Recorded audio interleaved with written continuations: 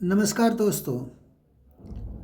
Report के बिना licence एक को ही 54 दुकानें दी। सीएम ने शराब के रेगुलेशन और आपूर्ति से जुड़ी रिपोर्ट पेश की।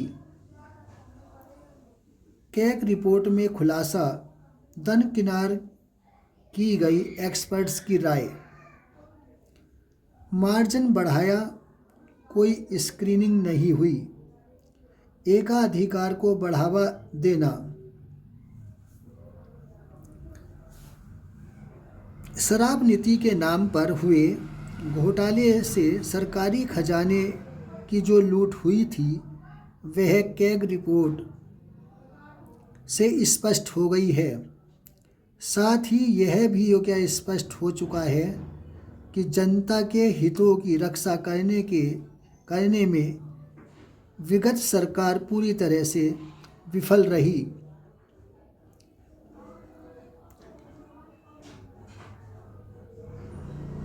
क्वालिटी चेकिंग सिस्टम को दुरुस्त करने के लिए बियर हाउसों पर ही सरकार द्वारा अनुमोदित लैब्स स्थापित करने की भरपाई का हवाला देते हुए होलसेलरों का मार्जिन 5% से बढ़ाकर 12% किया गया।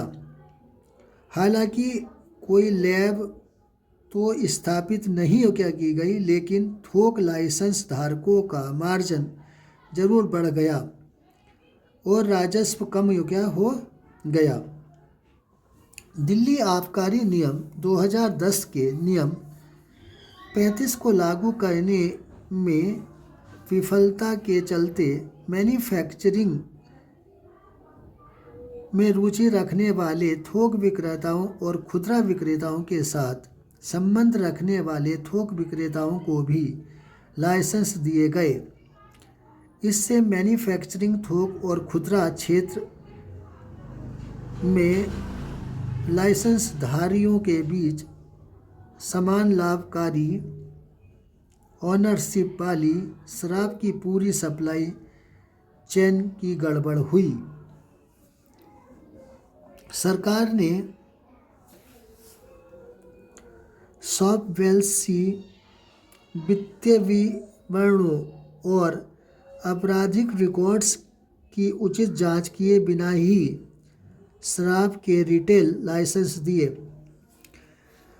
आप सरकार ने अपनी ही बनाई एक्सपर्ट कमेटी की सिफारिशों की भी अनदेखी की।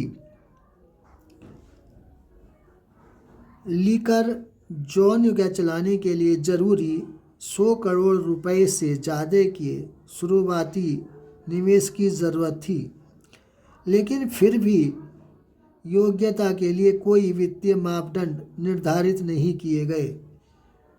कई बिल्डर्स ने पिछले 3 सालों में बहुत कम या शून्य इनकम होने की जानकारी दी। एकाधिकार को बढ़ावा देना। सरकार ने नई नीति के तहत एक ही आवेदक को शराब की 54 दुकानें तक संचालित करने की अनुमति दे दी थी, जबकि पहले यह सीमा सिर्फ 2 ही थी। पहले सरकारी नियम 377 रिटेल शॉप संचालित करते थे और निजी व्यक्तियों द्वारा केवल 262 दुकानें संचालित की जाती थीं। नई नीति के तहत 849 दुकानों के साथ 32 रिटेल जोन बनाए गए, लेकिन लाइसेंस केवल 22 निजी संस्थानों को दिए गए। 367 पंजीकृत IMFL ब्रांड्स में से 25 ने दिल्ली में शराब की कुल